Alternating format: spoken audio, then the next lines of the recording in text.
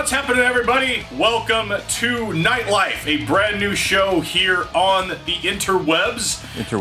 For those of you that know me, my name, or you don't know me, I suppose. My name is Swag, and I am joined, as I will be in every single episode, by KWING. How's Greetings, it going? my friend. Long time no see, man. I know. For those of you that might remember, we used to have a show together called Game Nights, which was an audio podcast where we talked almost exclusively about video games. This was years ago. We went for 2009. We did almost 50 episodes. Yeah. I mean, we did it, you know, solidly for about a year. I thought we did get 50.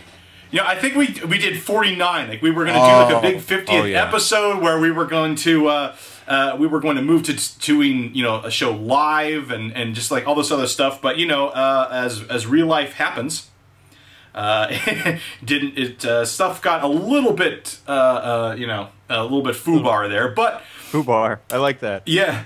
But we you know, I do something with WoW Radio back with Total Biscuit, wasn't it, or something? His old radio thing. What was it? Yeah. We were going to do something with one of the offshoots. I can't remember the name right now, but yeah, you know, back then I was also doing, you know, a show with Total Biscuit called Gaming the Station, which, gosh, that guy's gone and blown up, hasn't he? Yeah, TB's left everybody in the dust. He's gone. Yeah. No, but I couldn't be more proud of him. Anyway, so just quick introductions, because I'm sure there's going to be some people here that that know me, because we've kind of, you know, diverged and done different things over the past couple of years. I myself, again, my name is Swag, and no, that has nothing to do with any sort of urban connotations. It has to do mostly with that I started off on YouTube with a show called The Swag Show, where I showed off a whole bunch of gaming merch that that would get at a whole bunch of video game conventions. You know, I encourage you guys to go check that out if you want to see a whole bunch of kind of rare video game stuff that you couldn't really buy. You had to go to these conventions to get. So that's really where the name comes from. And now I am a video producer at a company called KWING. I produce all of the videos that you would see on the YouTube channel there. So if you want to check out what I do for a day job, it is youtube.com/KWING. KWING, have you had a chance to check out any of my videos over there? On KWING, you mean your actual videos that you produce? Yes, yes. I've seen some of them. I've mostly just the Battleship stuff. Right. That one game we were doing. Yeah, it's mostly real-time strategy type game, basically MMORTS. So, you know, and how I like to describe a lot of the, you know, the games, like if you take, you know, some of those older real-time strategy games, like say, I don't know, I'll just throw this out there, like Command and Conquer, right? And you turn that into an MMO. That's basically what it is, and we have, you know, really big fan base. You know, there's millions of people that play our games every month. I really just could not be happier with this company, working at this company, and the games. I mean, it's, you know, I could not get excited about the videos that I make if I didn't enjoy the games, like, sincerely.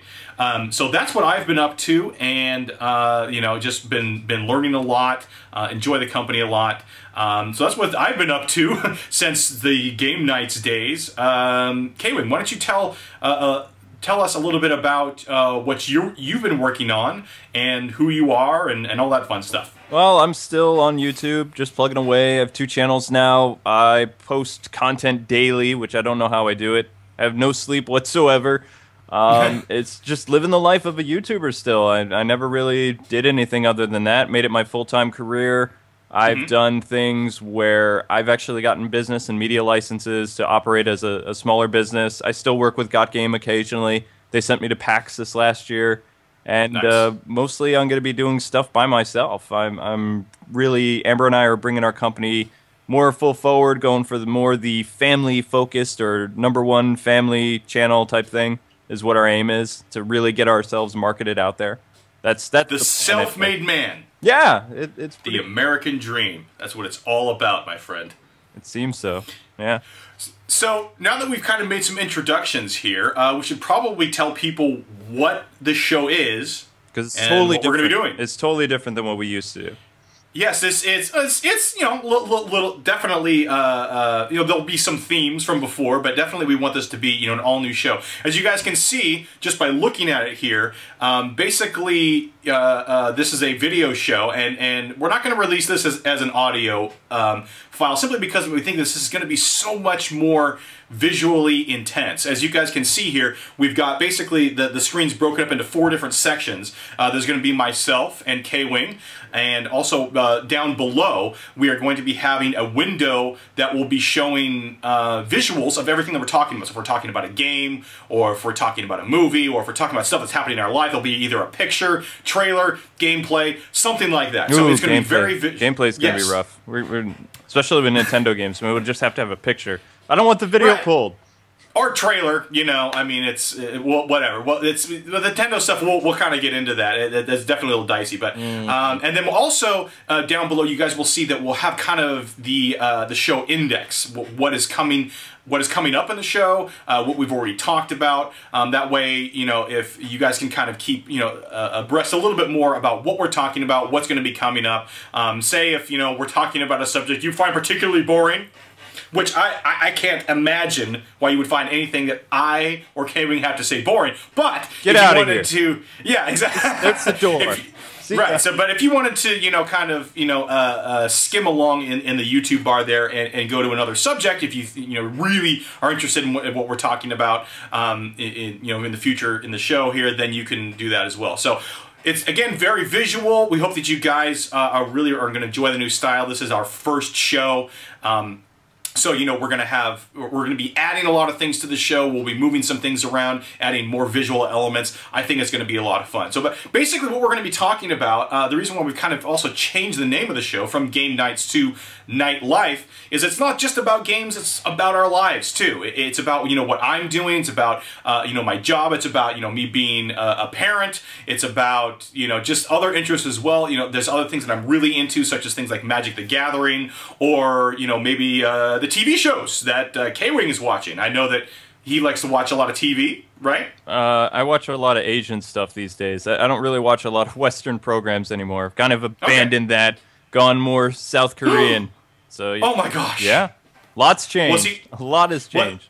Well, see, that's good. You know, I think it really rounds out the show with a lot of different topics that we'll be talking about. So, obviously, we'll be still talking about gaming as video games as well. But, you know, maybe tabletop games, card games, all that different kind of stuff. Basically, just, you know, we're expanding it more into more of what we're interested in as people as well. So, if you like myself or KWING as people, you probably will enjoy this show. And it's all about opinions. You know, we're going to be giving our opinions on lots of things. If you guys want to know what we think about things, we will absolutely let you know, won't we? Yeah, definitely. I always have so much to say in these, so. I also just want to throw out there too, really quickly, that, you know, I work for KIXI, but this show is not me as the voice of KIXI. You know, I just want to make sure that you guys understand that if I'm voicing an opinion about something, it doesn't reflect that of KIXI necessarily, or, you know, I'm not here as a KIXI representative. While I always represent KIXI, I'm not here as a KIXI representative. I know it's kind of weird. There's a fine line there, but, you know, I just want to make that perfectly clear that, you know, I'm not saying necessarily something that the rest of KIXI is saying. So just wanted to make that kind of clear there. So everything Swag says does not necessarily represent what KIXI says. There you go. Basically what I would say is think of this like you would like a DVD commentary, right? Like if you watch like Family Guy and you listen to the commentary, yeah, you know, Seth MacFarlane, right, he works on the show, he's the voice of the show, but his opinions about something don't necessarily reflect that of Family Guy. So just kind of bear that in mind as I'm talking here. Think of this as like a DVD commentary type thing. All right, well, I think that pretty much covers the basics. One of the things that I would like to just throw out there really quickly is that I will be going to E3 this year. I haven't gone, I didn't go last year or the year before, I believe. But this will be my 5th time going. I'm excited to go again and to play games, and it's going to be a lot of fun. As a matter of fact, this is my, you know, 5th time going, but I think it's going to be somebody's first time going? Who is that? This guy. You're going? I know. It's amazing. I still, we were really considering going, especially because, you know, you go out there, you meet the people, you get the business, all that fun stuff. But financially, we weren't able to do it. So we were kind of like, okay, we're planning on going to PAX Prime, and there was New York Comic Con and whatever, and then, of course, PAX East again. But we really, really want to go to E3, and the network that we work for or work with, they had us media passes to begin with, but we couldn't get the hotel, we couldn't get the flights. It was just a big mess. So now we have a developer who's actually sending us there. They bought us a plane ticket there and back, and they've gotten us 2 nights at a hotel. So we just need to find a place to stay until the 15th, and we're good.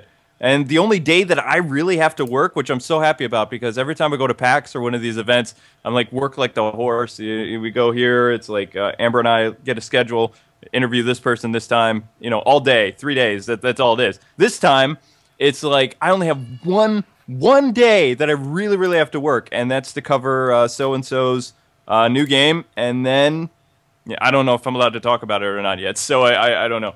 So we go there, we cover that one developer, and then I get to hang out with the indie developers. I know for a fact that the Chronoblade people, which is a Facebook game that I was playing a while back, I'm going to get to meet them and talk with some of the higher-ups, which is very exciting. And also some of the indie developers that I saw at PAX I'm going to get to see again.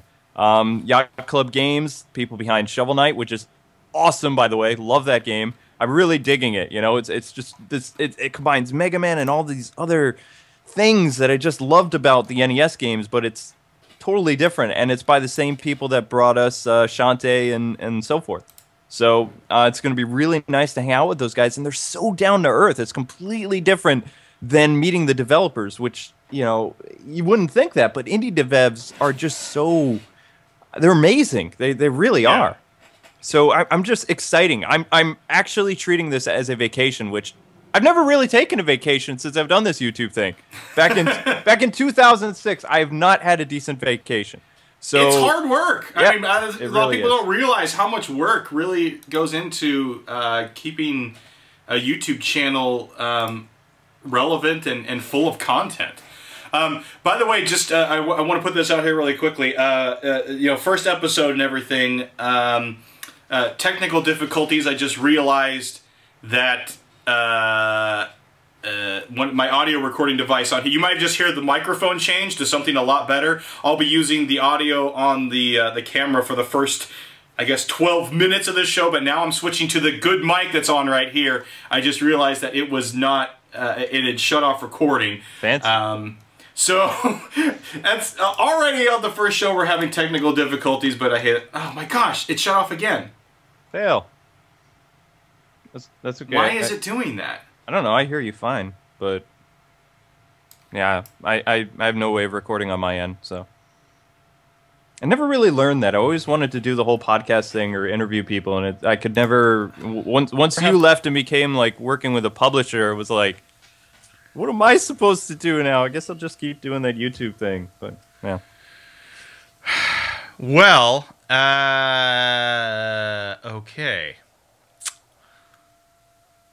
Experiencing difficulties.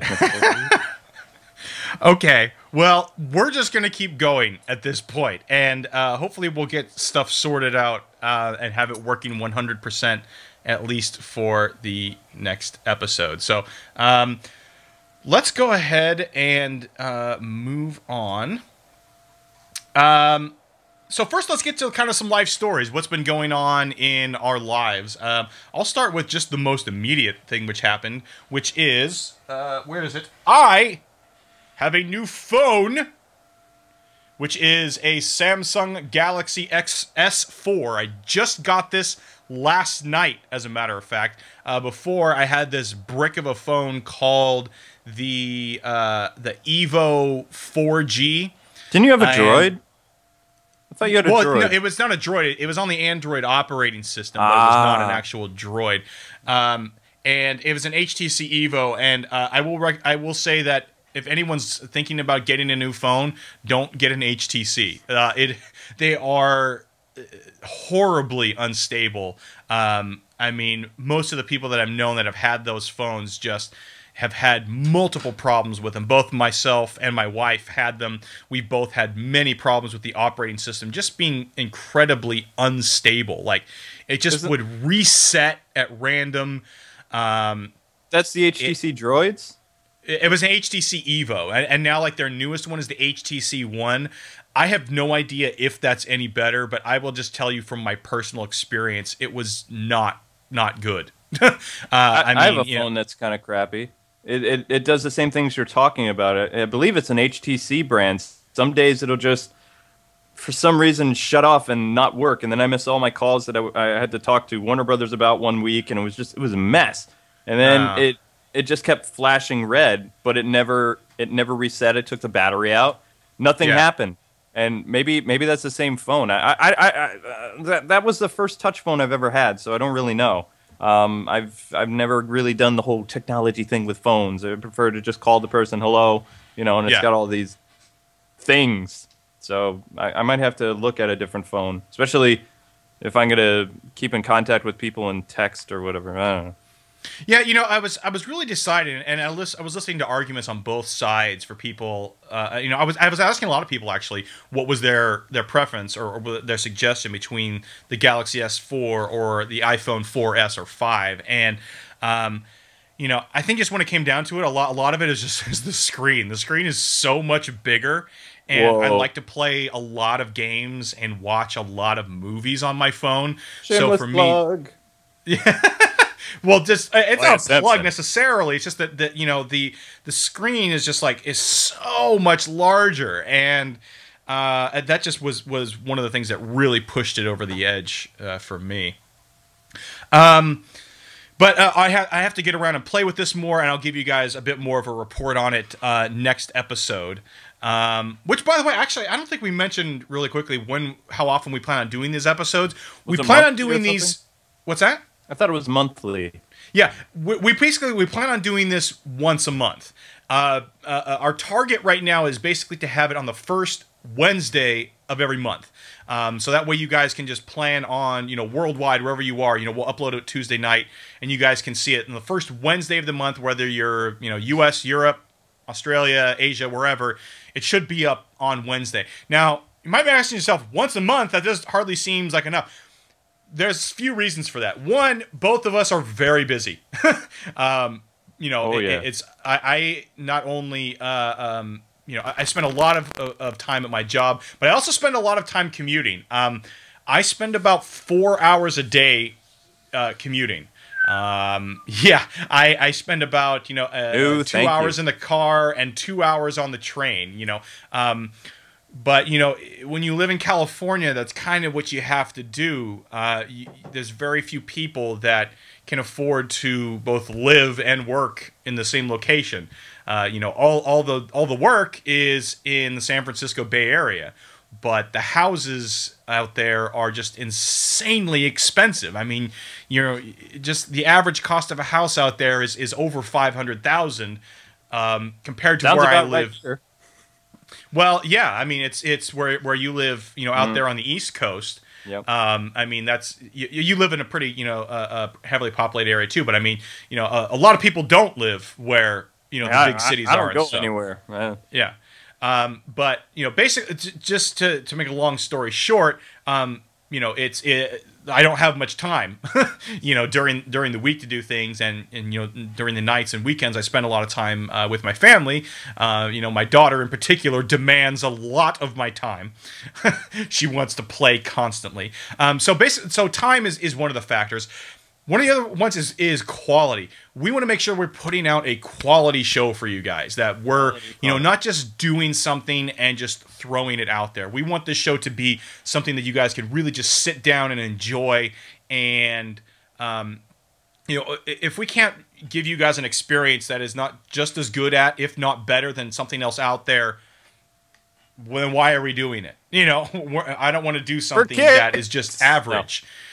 Plus, also in the course of a month, that also gives time for things to happen. When we were doing a weekly show, it's like sometimes there wasn't really enough that happened in the course of a week to talk about, right? Reporting the news in April. Oh boy. Yeah, it's like it's really kind of boring. It's like you kind of just have to go with whatever's been talked about. Whereas monthly, we can pick the most interesting stories. That whatever happened for the past 3 or 4 weeks, we can take the best stuff.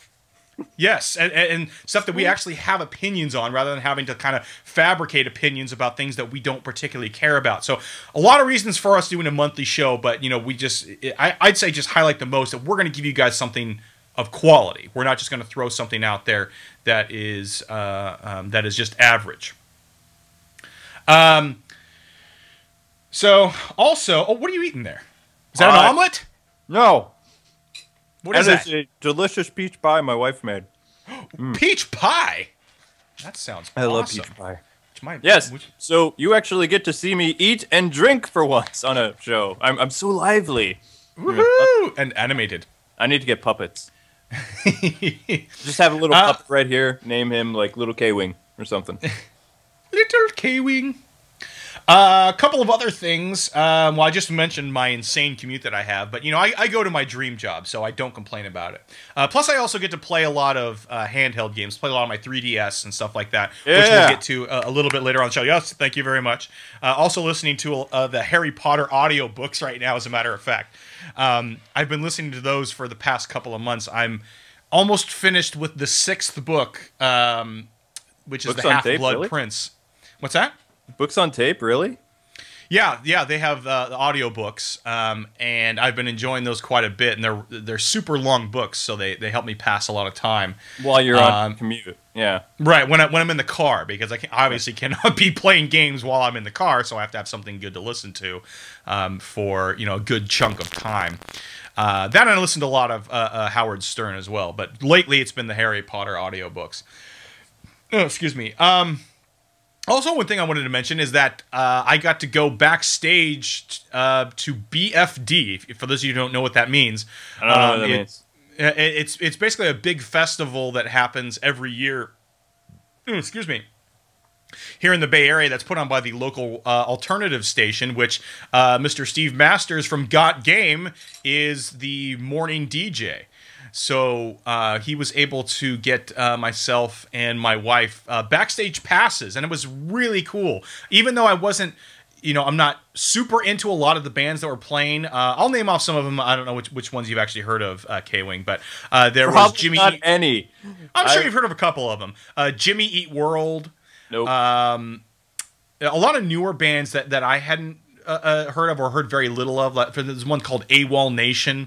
I hadn't heard any of them before, but they did put on a decent show. Of Monsters and Men, they were on SNL just a couple of weeks ago with the guy from The Hangover, Zach Galifianakis.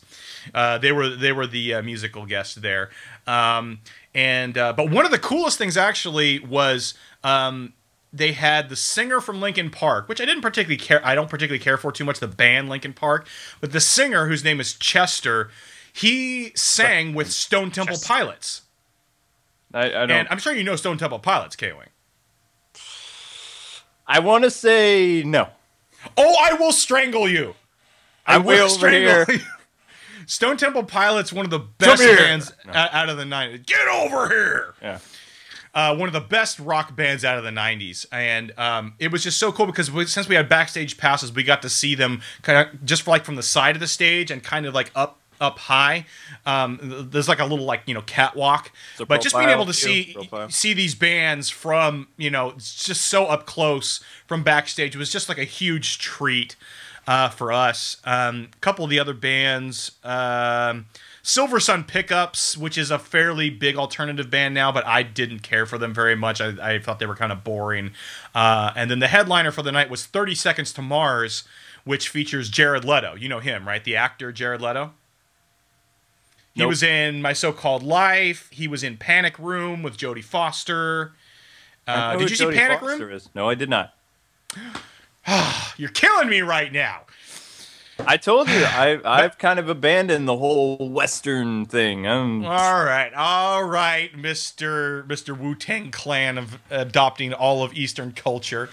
But anyway, it was a really good show. I had a lot of fun. I'll put up a couple of pictures in the window down there for you guys to check out. But that was really fun. Really kind of a once in a lifetime opportunity, but close to it. It was a lot of fun. So that's kind of what's been going on in my world recently. I know I've done a lot of talking. KWING, what's been going on in your world, just kind of in your day-to-day life? Any interesting, kind of life stories with you, your family, that kind of thing? Let's see. What do? I don't really do much. I work, and occasionally I spy on my neighbors from my window. That's about the highlight of my day. And there's always this one neighbor that just drives me nuts because he's just... I don't know even if it's a he or she or what it is, but there's this one house that I can see right when I'm like, drinking my tea in the morning and open the shade and looking out. There's this dude who just leaves his garage open every single day, and it drives me nuts. What does he have in there? He's got bikes in there. He's got like a really nice motorcycle, and he just leaves everything out in the open every day. And he'll be gone like the entire day, or he'll just be in his house with his garage open. I don't understand the whole purpose of having his garage open, because everybody else in the community always has it shut. Doesn't make any sense. It just really bugs me. Is he hanging out in there or something, or he just leaves it open for the sake of leaving it open? He just leaves it open. There's no rhyme or reason. I'm expecting one day the guy to like pull out a barbecue and just sit there with the garage open and just like wave at me because it knows it bugs me. But no, he doesn't. You. And now they just opened the pool in front of my office. When we moved here, when I got our condo, and I mean, thank God that I'm actually soundproofing the closet over there, because even now I can hear the kids. It's every single day now since Memorial Day. They're always at the pool. And when you do recordings, especially like scripted stuff, you can't really edit out the kids with all the yelling and the screaming and the splashing. So I'm sitting here, I'm doing a review like Resident Evil. And every word, it's like, I read from the script, blah, blah, blah, blah, blah, pause, splash, then I read another line. It takes hours just to do an actual script, and it just really bugs me. The problem we had, Nick, remember where Amber and I were living before, that studio that was right outside that main road, and the cars are always going by, the fire trucks and things like that? Yeah. I thought when we moved here, because they told us, this is a quiet community. This is a place where you're going to be able to work, where you're going to be able to use the amenities, the pool, the gym room, whatever, everything's going to be perfect here. It's wonderful here at so-and-so communities. And it was great until Memorial Day. And now every day until 8 o'clock at night is people outside my window at the pool. And they're multiplying. There's more people every single day. Well, it's getting warmer. I'm not surprised. It's probably going to get even worse until, around September or so. They told me it's going to be open till October. Till October. So I don't know if it's like this where you are too, but it seems to be staying warmer longer every year. Like, it seems that like almost into like November now, it's over 70 degrees. I don't know if that happens by you over in the East Coast. New England is cold. I mean, it's not like as cold as Buffalo. I mean, if I was still living in Buffalo, it's like Canada. Basically, Canada weather in Buffalo. That's Buffalo, New York, if people don't know. Get some geography or something. Read a book. But it's pretty cold. New England, it rains a lot. It really does. My wife doesn't like it, but I find the rain very peaceful. And when it rains, they can't use the pool, so it's like, I get to record a lot. Works for me. You pray for rain, basically. Yes. Before my little rain dance, like out in the road. No, that's... I need video of that for the next episode. I need video of KWING doing a rain dance. I think we would get shut down from all the racism jokes or something. Oh, whatever. People need to lighten up. People interwebs people taking everything so seriously. People are so sensitive in the U.S. They really are. They're a very confrontational, people, and so double-sided and judgmental and all that other stuff. It's like when there's a joke. I had to retire my 7-Eleven voice for a while because people were like, "Oh, you're so racist to Indians." It's like, it's Apu from The Simpsons. It's called a joke, people. Learn to get a sense of humor. It's like, I don't go out to Walmart and talk like that. That would be racist. Be like, you get your groceries and be like, "Oh, yes, thank you very much. I want this." But no, I don't do that. It's not like the voice of Apu is Indian, people. It's been Hank Azaria. I think it's Hank Azaria, right? It's a white dude, isn't it? It's. I can't remember if it's Hank Azaria or Harry Shearer, but or is it Dan Castellaneta? The SpongeBob guy doing all these crazy voices. No, but gosh, this is horrible now that I'm blanking on the voice of Apu. But yeah, it's not like Apu's Indian, people. There's somebody else doing an Indian voice. But yeah, people need to lighten up. Never gonna happen. It's just gonna get worse. Yeah. But moving on. I actually get to go out for once. Good. We had a new Skylander that was coming out. I think it was Ninjini or something. And I was gonna ask about that. You were telling me you're really into Skylanders lately, or you have a lot of them anyway. I have. How did this even happen? My wife found out about the whole Skylanders thing when it first came out, and we missed it. We missed the bus. We missed the Skylander bus. We started late. And our subscribers on the second channel really liked it, so we went out and we did Giants and all that fun stuff. But we refused to buy tons of Skylanders because they're just so the prices on these, and it seems like they just keep going up and up, So yeah, well, they're the minimum like $10 a piece, right? Yeah, something like that. So they're like $10 a piece. I believe so. Yeah, I mean, at least at the East Coast prices are so. We pretty much use all the original Skylanders, the Series 1 figures, the ones that we had anyway, and we bought like maybe 4 or 5 of the new ones, and you can tell the difference because they have like the little green things underneath for the Series 1, and then the Series 2, or the Giants figures, they have the little orange stuff. So it's like you can, when you have them displayed, you're like, okay, this one's this and this one's that. So, and it appears, which I don't understand this, but the second Skylanders series is more powerful than the original. Even if the original is completely maxed out in levels, like they're past level 10 or whatever, they're still stronger than the other guys. And we found that out the hard way when we wrapped the Skylanders series last night. We died a lot! And I was getting frustrated because there was this error with the portal. I kept messing everything up. You put the Skylander on the portal, and then it would like, when your character was half dead, Amber doesn't like her characters to die, so she yanks them off the portal. And then what it'll do is, as soon as she pulls it off, it automatically goes back to the player that's using the U-pad, and it takes that person's Skylander. So that person is now the Skylander, and they don't even know it. So they're controlling the person, they stand there, they get killed, and it just made this huge mess when fighting the final boss, and especially like the last couple levels. I wouldn't say they're difficult, but with this kind of problem, playing the game, you don't know what you're doing, you don't know who you're controlling, and they just like really eat up your health and you're dead. And then you're down to the really crappy Skylanders. So, but getting back to the whole Toys R Us thing, we were there and they're lining us up in rows, like something out of Jingle All the Way, giving the Super Balls or something. And they're like, one genie per person, or one, per household or whatever. And so we're standing in line and this one dude's like trying to get like two. That was the character, the genie? Yeah. Well, she's like a really rare character apparently. Okay. And we got her. So, but she's nice. We only used her like twice in our series, and she's like a level 2 or 4 or something like that. She's not really. She died a lot, but we're gonna put her in the tags, and hopefully people be like, "Oh, yay, we get to see the new character fail."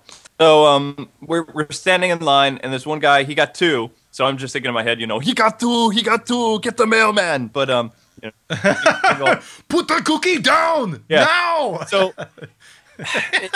It just felt like the Toys R Us is usually like this very open place. It's really nice, but it just felt like so tense. I'm sorry, did you just say Toys R Us is really nice? Well, ours is very lax. It's like hippies run it or something. I was like, yeah, hey, you wanna buy something? Like the guys out back doing something.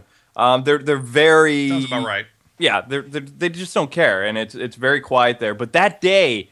Not caring is exactly how I would describe Toys R Us employees. Yes, not caring. It's like, hey, do you know where you keep the adult collectibles? What's that? It's like, but they had everybody in lines, and it took forever to. I think we didn't get out until 45 minutes just for this one toy. And once they ran out of the toys as we're exiting, it's like, we don't have any more. You can hear the people groaning. It's like, well, I came here to get this for my son, and Amber and I are just like, we have the toy, and I'm just like, hun, run. So we leave. But it probably could have gotten worse. But people just. They're little Skylander toys. It's like, just buy the things off Amazon, then you don't have to deal with this. I worked at a Toys R Us many, many moons ago. This is probably going back 15 years. And the big toy when I worked there was Furbies. You remember Furbies? I remember Furbies. And I actually do have one of the first generation Furbies when everyone was, lining up to get them.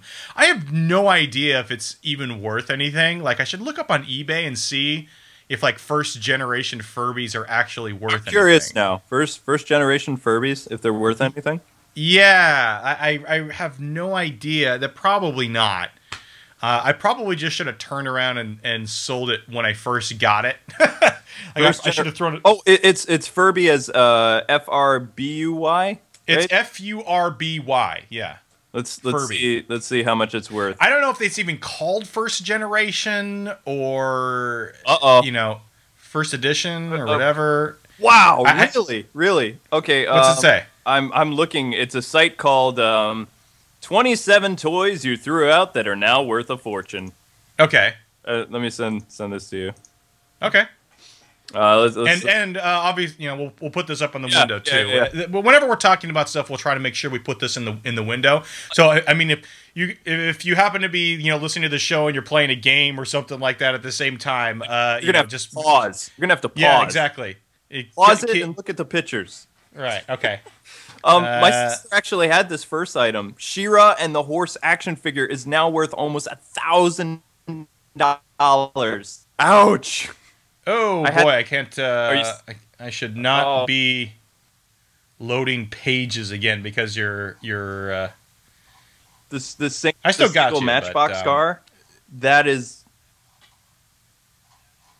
painful. That just makes me want to cry because I actually remember having a car that looked like that. See, this is all stuff in like the original packaging, though, isn't it? No. This looks like stuff. I mean, the She-Ra one is that Matchbox car. Slight damage is worth that much. I can't believe that. That's got to be some type of prank. Are you looking at number 12, Castlevania handheld game, $500? No, I was looking at the single Matchbox car, $500,000. Where was that? What number is that? Number 2. It started me at the top for some reason. Number 2, single Matchbox car, slight damage, 500. Wow, that must have been like so extremely limited edition. What about the Princess Diana bear Beanie Baby with trading cards? Oh, but this says, but people are selling it for like on eBay. See, it says, although the image shows 3 cars, the seller is only selling 1. It's apparently a very rare series called bifocals. See, this is what people are selling it for. I don't know if this is necessarily what they're worth. Oh, it's not their actual price. This would definitely be something high, I'm sure. There's going to be somebody crazy enough to actually pay these prices, though. Oh, I'm sure there is. I'm sure there's someone nostalgic enough to do that. Optimus should be worth more than that. That's like a Gen 1 figure. That's wrong. Here's somebody that has a G.I. Joe Cobra Ninja action figure for $4,000. Too bad my Game Boy doesn't work anymore. $750. Yeah, see, this is definitely this has got to be not right because number 26, Sega Genesis console in the box, $1,900. That can't be right. No, because the eBay. No. You're not going to get that. Yeah, it says number 27, Furby in the box but not mint, $500. See, so it's like the one that I have. It's all black. Teddy Ruxpin. I still have that. Not in the box. I still have. Yeah, see, I think these prices are definitely a little high. I mean, like at the most, it might be worth $100, but I can't imagine anything more than that. Everything but the first year gem action figure, $200. Yeah, see, I think this is just all what people are selling this stuff for on eBay, not exactly what it's worth. This is all really high. All right. Okay. I guess we'll never know. Boy, we got kind of really off into no man's land with that topic. The Furbies. Got to show some love for the Furbies. Those creepy little... They reminded me of those troll things from the 80s. I'm trying to think what the... Not the gremlins. The freaky things. The freaky things? Not the treasure trolls. No, not the treasure trolls. Those things were everywhere. No. Maybe it was even 90s. There was like this weird looking doll that looked like some type of mutant or something. We'll have to look it up later and see if we can find it. All right, well, let's keep moving on here. So we haven't even really gotten to any news yet.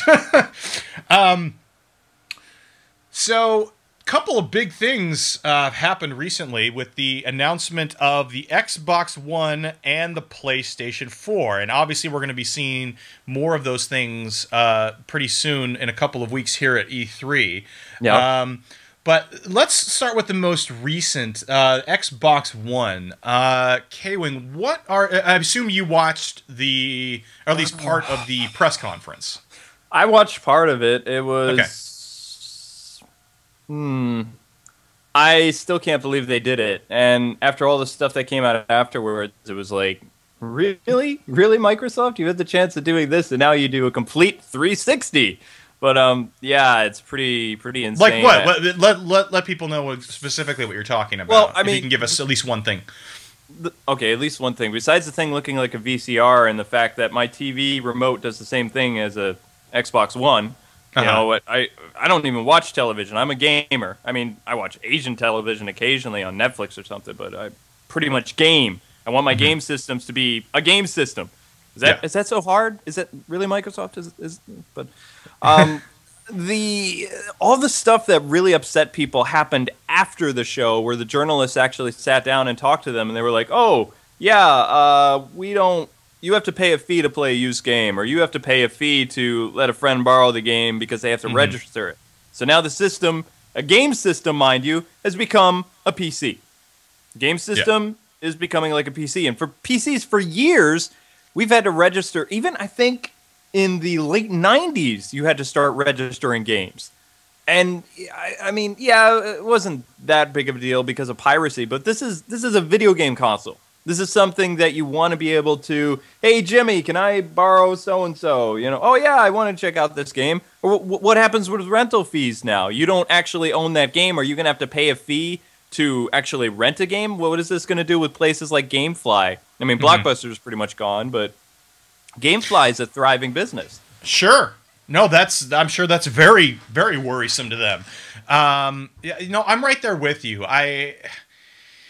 People want more freedoms. They don't want more restrictions. It's just ridiculous, right? I mean, it's the whole thing of I think also going in with, you know, these quote unquote phones like the Galaxy S4 I just showed you. It's, you know, people trying to get everything in one place. Product placement. Well, I'm just saying, like, you don't want to have to go to multiple things. You know, you don't want to have to carry around a phone, an MP3 player, a game system. You want it all together. Same thing that goes with, you know, with a console. You want to have everything right there. And one of the big mistakes that I think that they're making is no backwards compatibility. Now you have to have... yeah, that's all your 360 games. And what does that do with Xbox Live? Is that somehow compatible now, or they have to buy everything all over again? Right, and it's... like okay, what happened with you had the original Xbox, I know that. When you got an Xbox 360, did the original Xbox have XBLA too? Or was that just a 360 feature? The Xbox Live Arcade was new for the 360. And there was some backwards compatibility, but there was like a list of games. It was only like bigger games. It was, but I mean, like, I can't remember off the top of my head, but it was something like 40% of the library. Like, it wasn't even like 50% of the library, if memory serves correctly. That was back when I was an assistant manager at EB Games. Yeah, they had like a list of... That was always fun trying to sell that. It's like, yeah, buy the Xbox 360 and some of your Xbox games will work. Yeah. Yeah, it's almost like they should have had that list posted by the used games, so that way people didn't get swindled into buying something that didn't work on their system. We had, but yeah, sales. So I mean, thing. It's a really kind of tricky situation. While I don't agree with Microsoft's decision to charge people to install used games. And first of all, we don't know how much that is. Might be 50 cents, might be $1, could be $5, could be $10. Who knows? We don't know right now, right? Is it a one-time fee, though? That's the thing. Is it a one-time fee, or is it every time that you... Yeah, I would assume it's going to be for every additional console. I'm assuming. Well, we don't know that for a fact, right? This is something that... But it doesn't matter. It doesn't matter. It's just like it's... I can understand why it's doing it, because the used game market does take a huge chunk out of the publisher's pocket. Yeah, we can agree on. Yep. Yeah, I mean, you're not going to find too many publishers that straight up disagree with their decision because they know that they're losing money because of GameStop. Game market. Yeah, GameStop. Because GameStop pushes the used games. You go up to buy a new game, and they say, "Hey, would you rather buy the used copy for $3 less?" They push that, so it's really hard. So I understand why they're doing it, but is this the best way to do it? I would say not. Day and age. Not for this day. I would say not. It's these days people are looking for more accessibility, more features, not more restrictions. Yep. So that's definitely one of my big things. And moving on to another one of the things that I have an issue with. This is more of a smaller issue, but during the conference they referred to the Kinect as an anchor for the controller. Yeah. And for, what was it called? The glass something? The smart glass, yeah. Smart glass, or whatever it was, yeah. They referred to the Kinect as an anchor for both of those things, which to me tells me that you have to own a Kinect. Oh, yeah. Now, you can make the argument... They said that in a, it was either an interview with IGN, or we don't really count Kotaku, but one of the publishers, I can't remember their name offhand, they were talking to Microsoft, and they were like, you need Kinect in order to use, all the features. In fact, when they showed the Xbox One or the One or whatever, they had this massive, kind of massive Kinect that they showed with it, like the new Kinect or whatever. So yeah, you have Kinect 2.0, I think, is what they were referring to. How they called it. It's bigger than ever. Yeah. So yeah, you have to use Kinect with it. I mean, most people use Kinect anyway. So I mean, depending on, I don't really know anymore. After the whole debacle with Microsoft and some other stuff this year, it's just I don't really want to follow Microsoft anymore. I never really did anyway. It was kind of like, oh, they're doing their own thing. They're doing all right. Then they start doing the Kinect stuff, and it's like, ugh. But now it's like, oh yeah, use Kinect, this thing, in order to use your system, so you can watch TV. I want to see the sports. Oh, I'm playing a game. It's like, can't you just pause and have a little menu open up with the scores on the game when that makes sense? Or instead of switching to the screen, maybe a picture-in-picture would be better. But it changes the channel. It just changes the channel. Yeah. Well, just really quickly, staying on track with the Kinect. The bottom line is that I don't want one. I don't want a Kinect. And people, they don't work right. You could make the argument, which some people have to me, that, well, it's going to come in the bundle. But bundled with the system. Yeah, but I'm still paying for it. They're including the price of the Kinect in the bundle. In the bundle, yeah. Yep. So it's and I don't know what they're going to be charging for the Kinect 2.0, but I'm sure it's going to at least be $100. So that's $100 that I have to pay for an accessory I don't want. So, there's just I have several really big issues.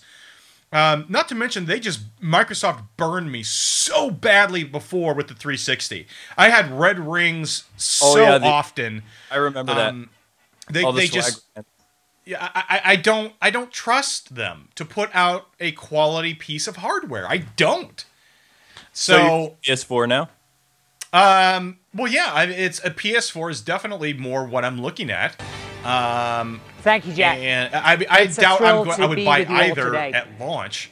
As you've already seen, PlayStation as we saw with the last is in a generation state of of rapid consoles, evolution. there was not With the arrival of any of them PlayStation really, 4, PS3, we have a 360, console or of Wii. unparalleled There was power. not a really This strong means new selection of launch experiences, titles for greater any social of those integration, systems. Nope. cloud-based I mean, it was technology, really like almost a and year system after they were out that you capable really were of getting handling some, the most you know, intricate must-have ideas games developers can conceive. for those systems. We PS3 know didn't really have gamers anything can't exciting wait to until see the 2009. PS4 product Yeah, I mean, design. PS3 took longer than that. It was like 2 It years is a before they design that had, is sleek you know, before they came and out with like visually impactful games like God of wherever War it is 3 and placed, stuff. So, and that we I hope mean, you are I see proud no to own. reason to rush out and Ladies get and these gentlemen, I'm thrilled to right at the introduce beginning the PlayStation 4. anyway when they're full price.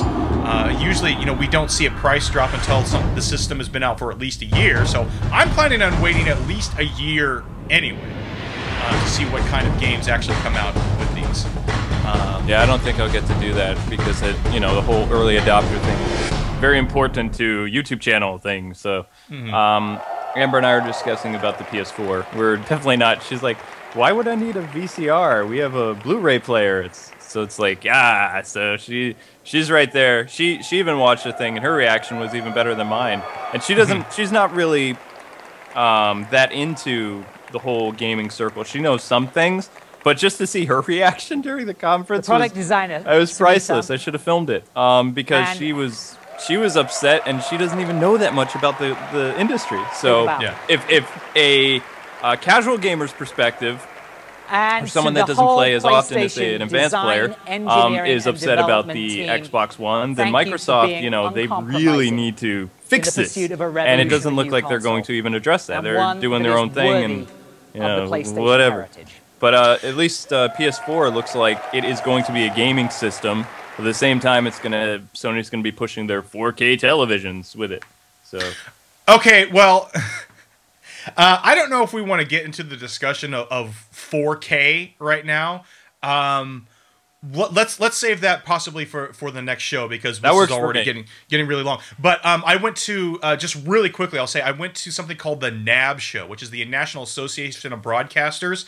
About 2 months ago. It's a huge, ginormous convention at the Los Angeles Convention Center, and it's where all the big people of the industries from radio, TV, and movies all come together in this ginormous convention center. Like it's like 4 times the size of E3. It's huge. It's massive.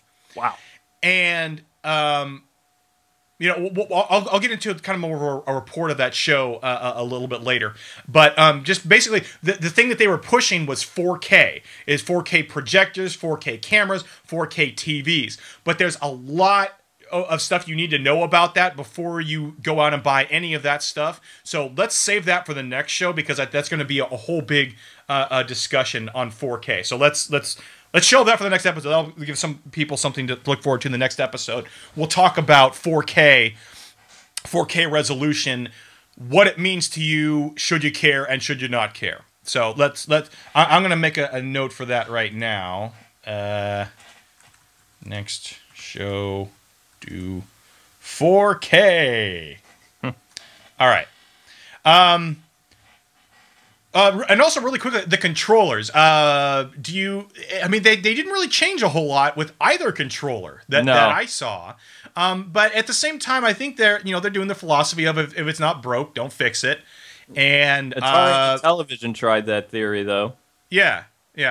But I will say, there's some people that have been saying. I've heard a few people say, including on an IGN video, that. The 360 controller was the best controller that has ever been made. That is a lie. No. The best controller that has come bundled with a console that has ever been made was the controller for the Saturn Mark II. Oh, the Sega yeah. Saturn Mark II controller is the best controller ever made. Hands down. I'm sorry. I know it didn't come with analog sticks. No, screw that. No, it didn't come with analog. The D-pad was amazing. It was the best D-pad that's ever been made. Even if you want to argue other things, it has the best D-pad ever. It was so responsive. It was so fluid, especially for fighting games. Like playing fighting games. Yeah, you're a big fighting fan. That's right.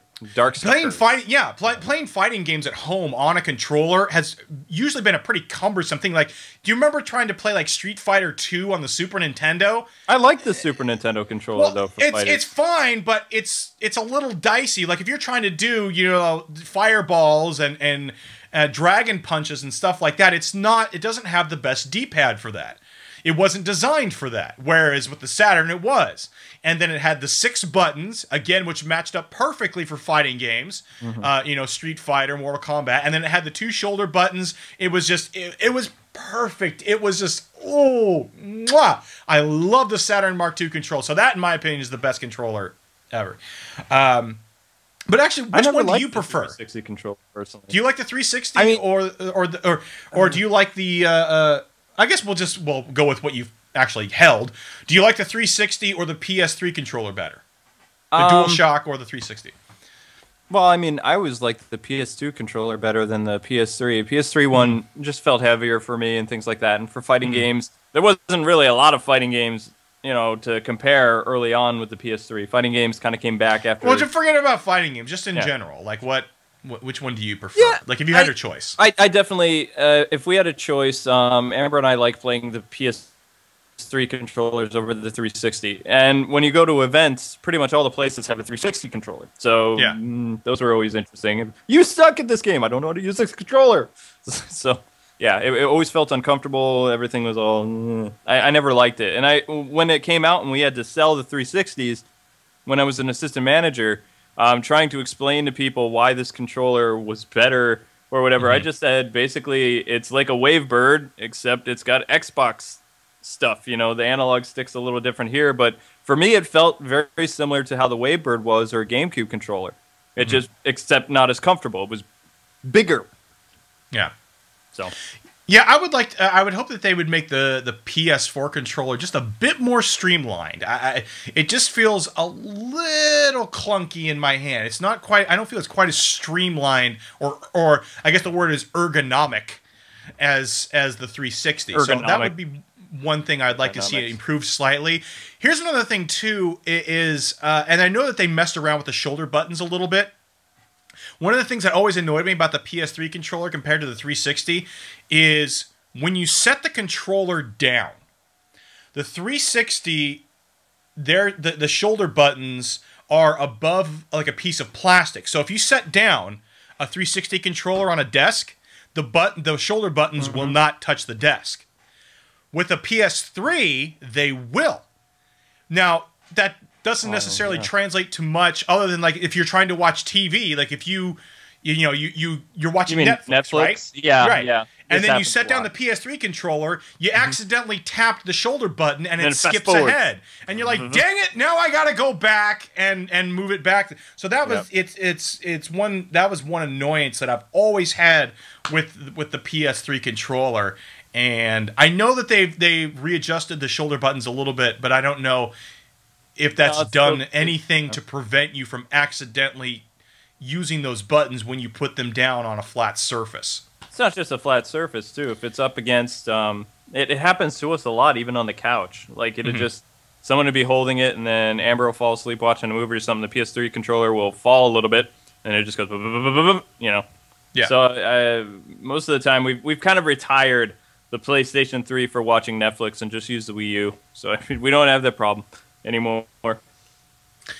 Okay, so I mean that's I think that's a good kind of set of concerns that we have with both of those consoles, which I don't think it will do us too much good to delve too much deeper into it right now, simply because we're going to be at E3 in 2 weeks, right? We're going to get our hands on this stuff. We're going to be able to play it. We're going to be able to ask more questions, and we'll give you guys some more reports on that. But one more system I would like to talk about is the Nvidia Shield. KWING, have you heard about this handheld device called the Nvidia Shield? Nope. Okay. The only thing I've heard about recently was a Ouya or whatever. Right. So I do have a link to it in our notes there. I would advise that you click on that and check it out, and then I can talk a little bit about it while you're just kind of looking it over. The Nvidia Shield is a portable gaming system. The best way I would say to describe it is think about a 360 controller that has a screen that flips up like a 3DS. It's almost like or like a DS. It's almost like a hybrid between a 360 controller and what a DS is. It's like a 360 controller, but with a DS screen that flips up. You know what it reminds me of? Do you remember when they used to sell those portable screens for GameCube and stuff like that? Yes. You could attach them to controllers. I have one of those. Yeah. Yeah, so that's a way you can think about it as well, and we'll show the people at home. Obviously, we'll show them some pictures of it down below so you guys can see it as well. Yeah. But so they announced this thing a little while ago, and they recently announced how much it's going to cost. And actually, I got my hands on this thing already at the NAB show. I was actually able to hold this thing and try it out. Now, unfortunately, the, quote, booth babe that was there next to the thing didn't really know anything about it. So I didn't really the get... joys of booth babes. Yeah, I didn't really get a whole lot of my questions answered about the thing, but I can tell you at least, my personal experience with it. It's got a 720p screen, so it's not 1080, but 720, so it's still high def. I was surprised at how light, first of all, it actually felt. Like, I was expecting it to be as heavy as at least like a 360 controller, yet it seemed to be even a little bit lighter than that. And I think that probably had to do with like the battery pack, that they have like a light, maybe like a lithium or ion battery that kind of made the system a bit lighter.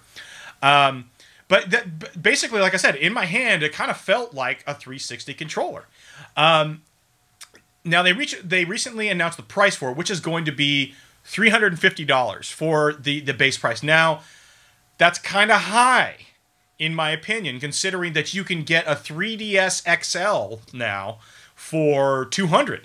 Mm-hmm. Which, has huge screens, and it has the 3D, and, you're going to have... it has access to, a lot of really good games. And I always usually kind of look at Nintendo as a baseline for what people are charging on things, simply because Nintendo has always been really good about offering their systems and their handhelds and their consoles for a fair price. So I think that they've always been a really good basis for comparison, right? Right. So $350 for this, it seems a little steep. Now, I know that they're kind of marketing this towards a niche market of people, and they're kind of doing a slow rollout with it.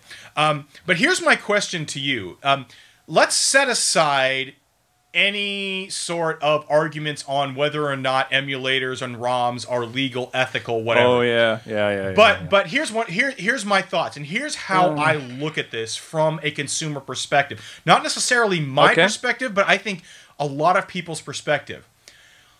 If this is the ultimate portable emulation machine, as in, like, I know, for example, hang on a second. Okay. So on my Galaxy right here, right, I bought a Super Nintendo emulator for $3. And then I can just go to, any website like Cool ROMs, whatever, and download ROMs. Basically, for $3, I have access to the entire Super Nintendo library on my phone, right? This is just an example. But it's a phone. It has touchpad. It doesn't have a D-pad. It doesn't have shoulder pads. It doesn't have it's not it's not a Super Nintendo controller. Now, if I were to have that on the Shield, and this is basically the ultimate emulation machine, right? Let's say you can get emulators and ROMs for Nintendo, or for NES, SNES, N64, Genesis, Sega CD, whatever, like all the old school systems. Mm-hmm. Would this be worth it to you to pay $350 to essentially get, you pay a few bucks for the emulators, but you get all the ROMs that you want for quote unquote free? Is that worth $350? That's how I look at it right now. What do you think? again, setting aside kind of any, ethical dilemma regarding ROMs, if you had no ethical dilemma with it, is that worth $350 to you? I think it's too steep a price, personally. Really? Yep. See, I'm actually inclined to disagree with you on that. I would say that this is probably worth it for, at least for someone like me, because I spend so much time on the go. Again, I spend almost close to almost 2 hours a day on the subway. So for somebody that spends so much time on the go, if I'm able to take all this stuff with me, it basically, if I had a portable version of all those systems together in one place, I would say it was probably worth it. $350, again, sounds a little steep. And if there was a price drop, at least to maybe $299, I might consider it. But I think this is a good question for our audience. What do you guys think? Is that worth it to you? If this was, because it operates on an Android system, which is, basically, shareware pretty much. Anybody can really program and put out anything for Android. So, for something that is so open sourced like this, is that worth it to you if there is, if this was the ultimate emulation machine? Now, obviously, people are also putting out there if this would be great for Steam as well. But if you're playing games on Steam, you got to be tethered to your Wi-Fi pretty much. So, I mean, that's great and all, but kind of having the portable aspect of it is kind of lost to me on that, because you can't take it places. You can't play your Steam games out in the park, right? Because you have to be on the internet the whole time. But this is actually, since this is kind of an X factor, I'm really interested to hear other people's opinions on what they think of the Shield and whether or not they think that it would be worth that price point. I'm curious about that as well. I was just reading more about this, though. I mean, for emulation, it would be like $350, but if you want to actually play PC games, you're going to have to get a better video card for this thing, which would bring the price up to about $450. Right. So, I mean, there's that as well, right? Yeah, it's an investment. I would say it really depends on how portable you want to get, but I'll keep the question just very specific for our audience. For $350 for the ultimate portable, maybe emphasize the word portable, because I know everyone's going to say, well, I could just play ROMs on my computer. Yes, that's on your computer at home. Yeah, even on a laptop. It's a portable device. Right, even on a laptop, that's portable, but you'd have to bring a controller with you and all that kind of stuff. It's rather cumbersome. For something you could just whip out and play anywhere, is this worth it to you? So, good question for us to delve into and find out what our audience thinks, and we can get into that and read responses next time. So just go ahead and leave those in the comments section. KWING, I know you had a couple of things that you wanted to talk about. Recently, Super Metroid had kind of a special, didn't it? Yeah, but I don't know if that's still going on anymore. When we wrote is that over? I don't really remember. It might be. It might still be 30 cents on the Wii U. Did you get it for 30 cents? Oh, yeah. Yeah, I downloaded that. I also downloaded Mega Man X that just came out, and they had a discount the day that X came out. You got Super Ghost. Is it Super Ghosts and Ghouls or Super Ghosts and Goblins? I think Ghosts and Goblins is yeah. Wait. I can't remember now, but you Ghosts and Goblins, yes. You got a discount on the Super Nintendo Super Ghosts if you got Mega Man X. So they are with their class. They don't even call it the Virtual Console. They call it the Classic Games channel, which is all not organized whatsoever. It's nothing like it was on the Wii. Hopefully they can improve that, because everything's just laid out there, and it's very difficult to find things. But what they're doing with their 30th anniversary Famicom thing is they are releasing one game a month for 30 cents. And that game goes between like F-Zero, Balloon Fight, Super Metroid, Kirby's Adventure, and I think... No, Earthbound's not on that list. I can't remember the other games now. But they do one every month, so you just have to check. It's June now, so it's probably... That was May, so I don't know. Okay. The only big news that happened recently, because at the time of this Yeah, there was a bunch of stuff. But Sonic and Nintendo have this thing coming. Basically, it's Sonic Colors 2. So, because the Wisp power-ups are back, remember that 2010 Sonic game a little bit? It was on the Wii. Sonic had all these really cool powers. It was right before Generations. So it was basically like a model for what Generations became, pretty much, aside from the going from 2 to 3D. I guess... But this is more like Super Mario Galaxy meets Sonic Colors and Sonic Generations, and it's a Nintendo exclusive for both the 3DS and Wii U. And the 3DS version of it is actually not going to sacrifice any of the 3D quality. So it's actually going to look like a decent 3D Sonic game for the 3D. Nice. Yeah, that's all I have. That's all I know. That's why I've had no K news this week, because nothing is happening until E3. Yeah, well, yeah, I'd say a lot of companies are kind of reserving their big announcements for that time, right? Yeah. Actually, as a matter of fact, I'm going to grab something really quick. I don't know if maybe this is in reference to what you were just talking about. I got these at Target for fairly cheap. Is this the game that had like the old Sonic and the new Sonic? Yeah, that was together. Sonic Generations. That was a pretty good game. Oh, this was Generation. Okay, so it was not the same you were talking about. Right, that's the one that came after Colors. Okay. Yeah, I actually got this for really cheap. I don't know if you can see, but on there it says the clearance says $3.11. That's pretty cool. Yeah, I got those for a really good price, I would say. Also, one of the things the games that I'm really excited about, I saw the trailer for, was Batman Arkham Origins. Yes. Ooh. Yeah. And some disappointment with that one, though. Really? Now, why is that? Because Conroy's gone. And who's Conroy? Just remember, we have to let everyone know. Conroy is Batman. No. There you go. No, I actually got his autograph. A fan sent it to me recently. Oh, nice. Yeah, it was the awesomest fan gift I've ever gotten.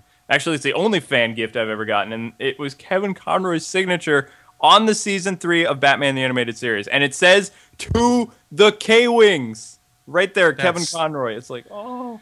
That's awesome. So, just to bring you guys up to speed, for those who might not know, there's come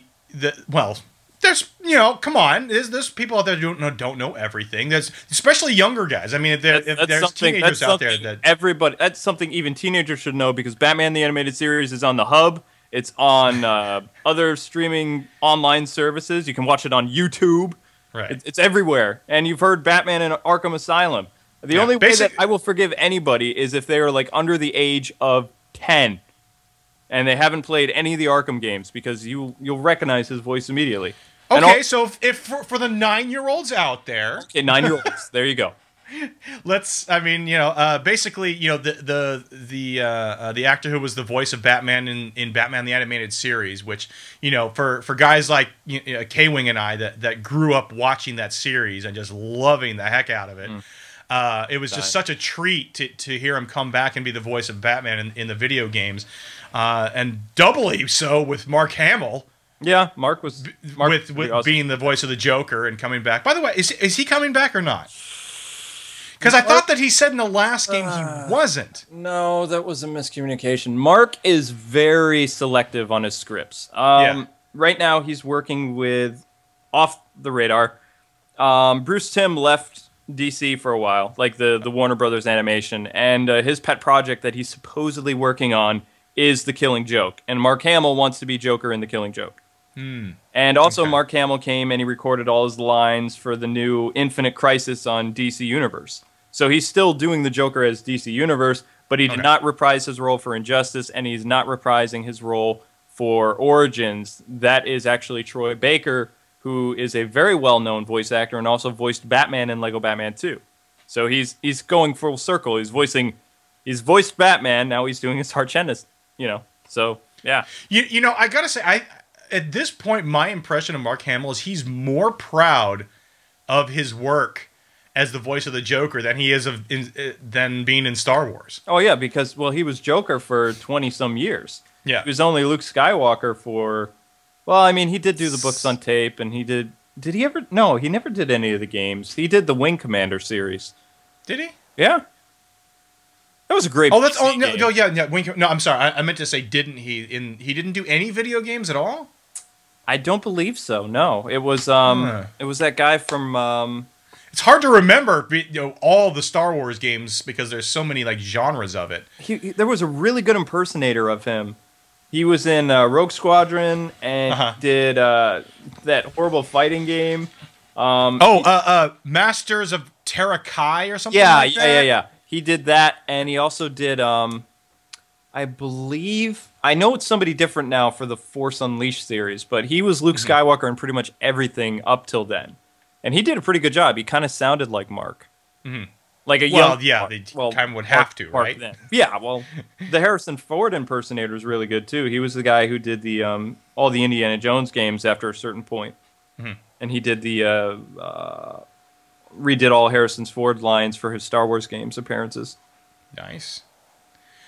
But, all right. Yeah, Roger Craig Smith is Batman now, and what's interesting though, since I'm really big with Warner Brothers these days, they're saying that he's voicing younger Batman, which makes me believe, you know, it's possible that maybe Conroy has like a cameo in the game, like kind of.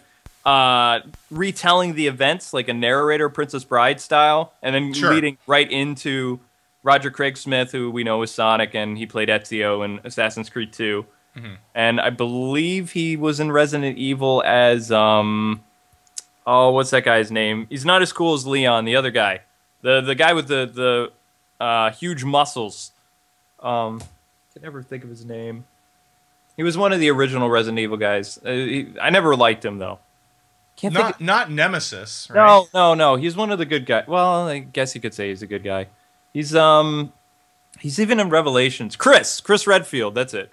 He does the voice of Chris. Okay. So we can assume that he's going to sound like Chris Redfield as Batman. Or maybe trying to sound like Conroy. But the thing is, what I don't understand, Nick, is we've seen Conroy voice younger Batman many times. He did it in Mask of the Phantasm, even though that was 20 years ago. I did the Gotham Knights thing where he voiced an even younger sounding Batman, someone who was in his 20s as opposed to his late 20s. And he sounded even younger in that, and he did it 5 different ways.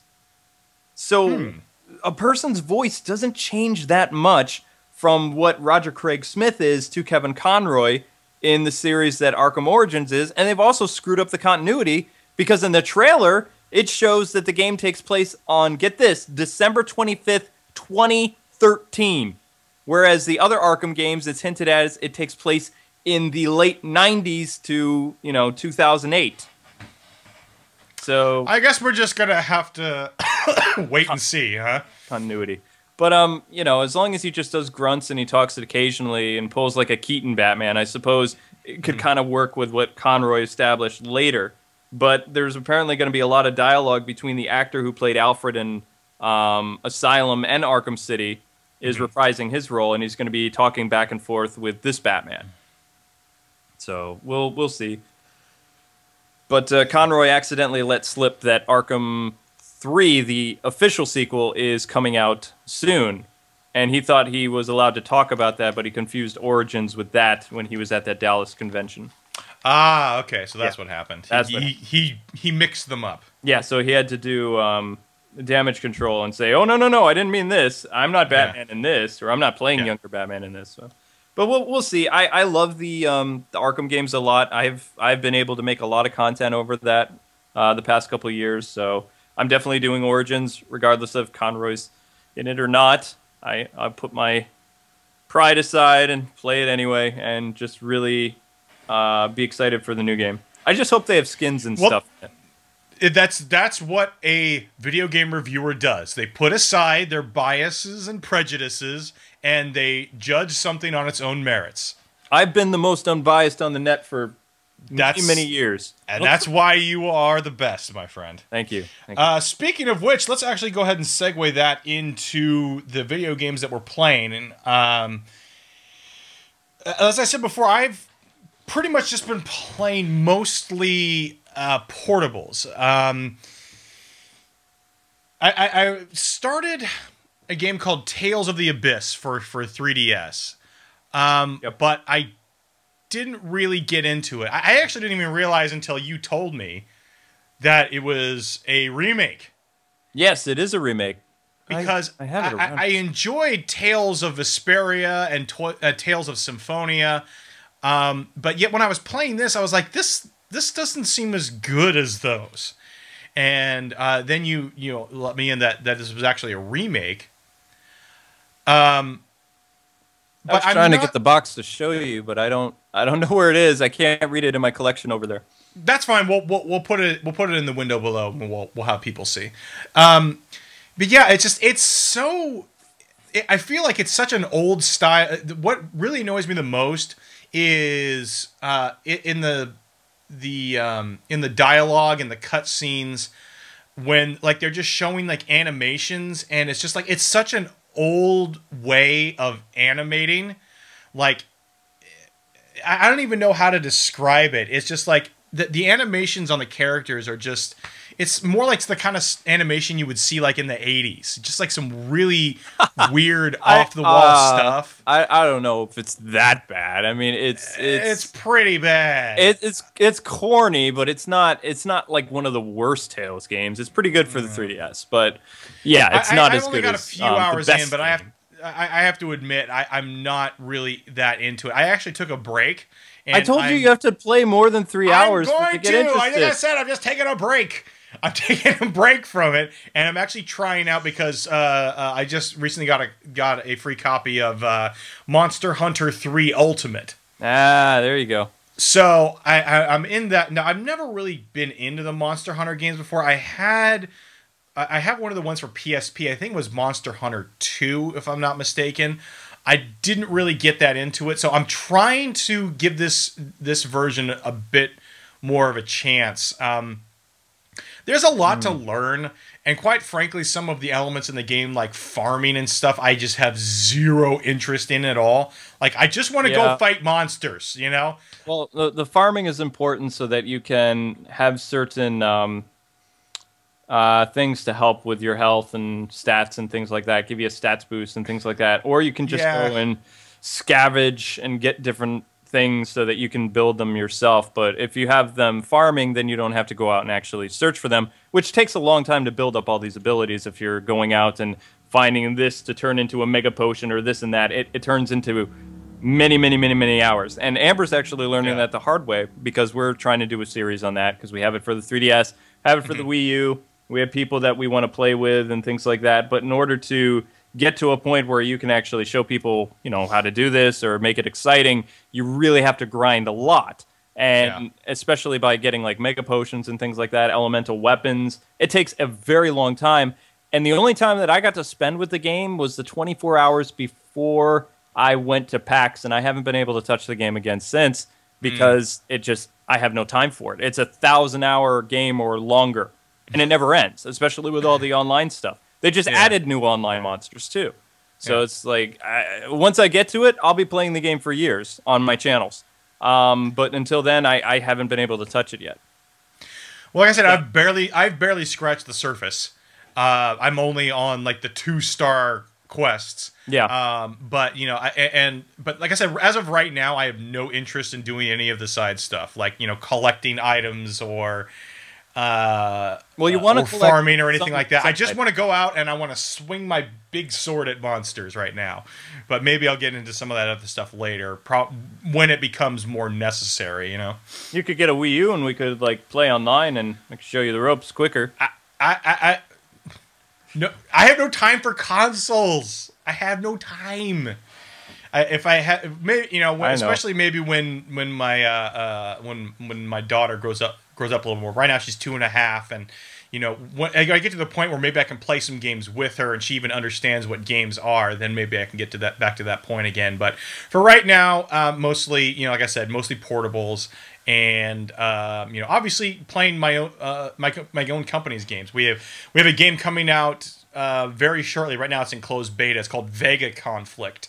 And it tell me about this. It's an MMO RTS with that is set in space, but it's really cool. It's really fun. I've been having a lot of fun with the people that are already in the closed beta.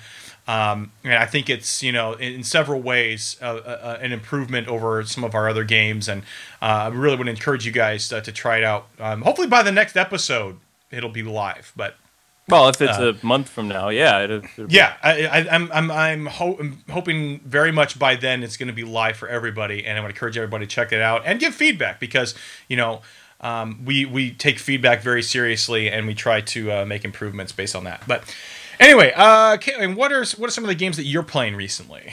An old friend of mine actually works for a company now. He sent a game, which I just remembered about. I thought I'd just talk about that real quick.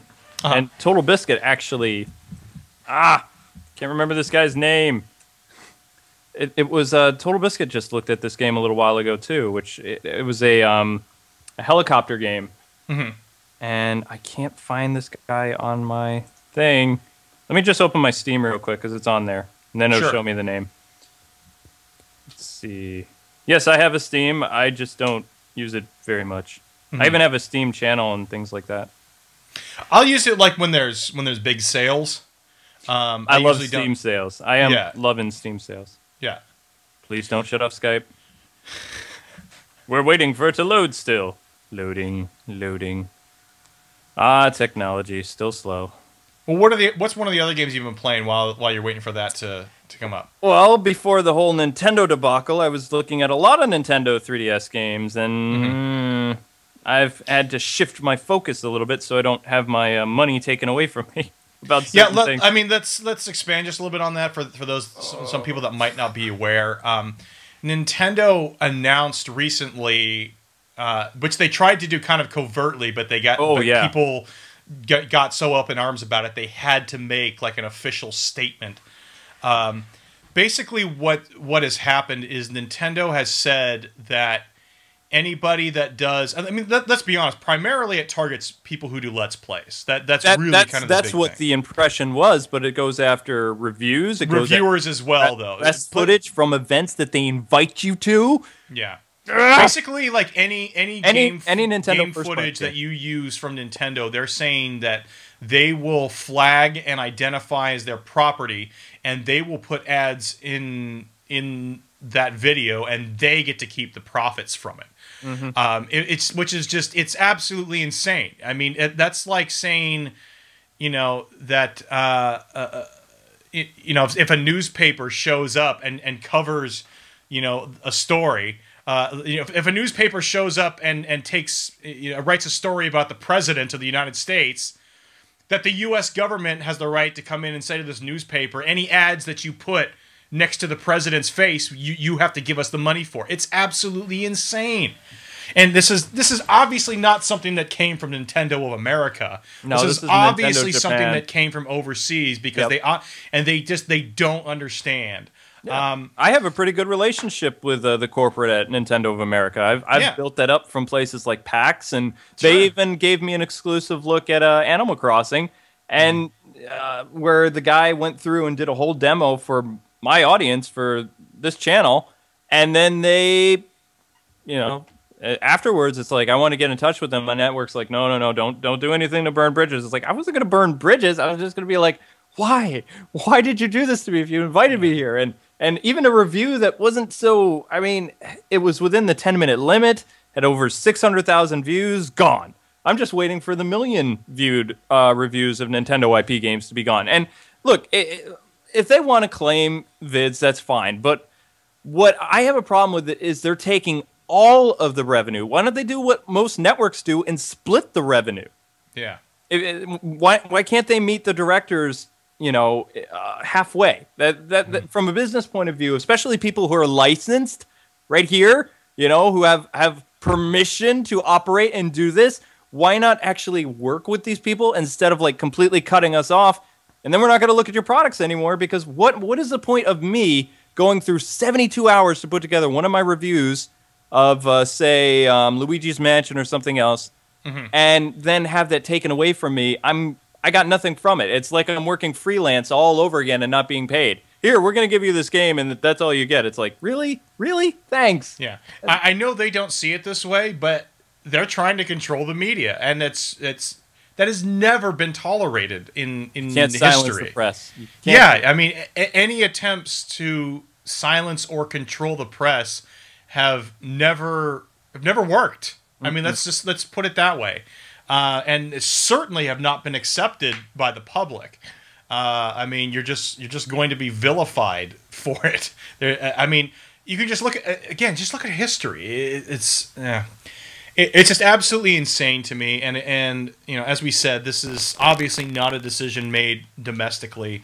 This is something that came down from down from the top in Japan. Well, I mean, Sega did the same thing earlier. Or actually, last year they started doing it. But I mean, let's face it, Let's Plays, they're a gray area. They really are. But not most. I follow the rules and regulations that the publishers put out for the reviews. I do not show what they tell me. If they say, hey, please don't show the last level. Don't show this boss. Don't show this power-up. Don't talk about this part, even if you don't show it.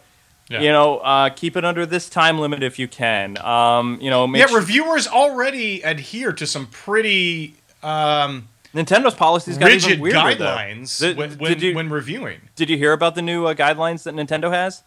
They not only is it a 10-minute limit now, but it's about 30 seconds a clip, and every clip has to be matching the commentary of what you're talking about. Now, I mean, I've been doing that for years anyway, but not really 30 seconds. Sometimes I like to have my clips be about a minute longer, and then as I'm doing the gameplay, which is a transformative work at this point, I'm explaining something in the gameplay as a certain part comes up. Now I have to make a little note when I do a gameplay video of a Nintendo game, when I can talk about this when the review comes up. Instead, I used to have a whole clip, like about a minute and a half, showing the different gameplay facets, and now I can't do that. But with third parties don't care. I have complete free reign of stuff like Skylanders. Activision says I can do this. Capcom says I can do this and this and this with Resident Evil. I did the what was that? Not only do they not deter you, they encourage you. Yes, they do encourage. So yeah, no, it's and again, you try to see it from their side, and it's I can't. You can't. I mean, there's really no counter argument to it, other than, you know, Nintendo just. Let's just face it. In this instance, they're just being greedy. Yeah, there's not a whole lot you can say about it. Other than it was very heartbreaking for me, and I went into kind of a mini spiral of depression because I had my entire summer planned. So I did. Amber and I had so much fun, so much fun playing Luigi's Mansion Dark Moon by ourselves, you know, separately. We were going to get together and play the entire game and just like share our experience with all our fans. We had that ready. We were going to do Donkey Kong Country Returns. We were going to look at the new Wario game. Not doing it now. We were going to look at Wonderful 101. I have still not heard from Platinum Games what I can do with that yet, because they are a second-party developer within Nintendo. So I can't, you know, especially with their exclusives, I don't know. Lego City has been fine so far, so I'm going to have to go back to that. I appreciate my audience's patience during this period, but I'm going to be looking at a lot of indie games now, and I'm already in contact with a lot of people that I'm going to be talking at E3. And maybe I'll even have to get an Ouya now, just to pay the bills, essentially, for the second channel. It was very heartbreaking, and we just bought a bunch of first-party N64 games that I actually started to get my collection back after selling a huge chunk of it, like thousands of games to buy my wife's engagement ring in 2004. I'm finally at the point where I can start collecting games again, and we got all our favorite original Nintendo games on the N64 and Super Nintendo. We're building back up our collection. Now I can't look at those.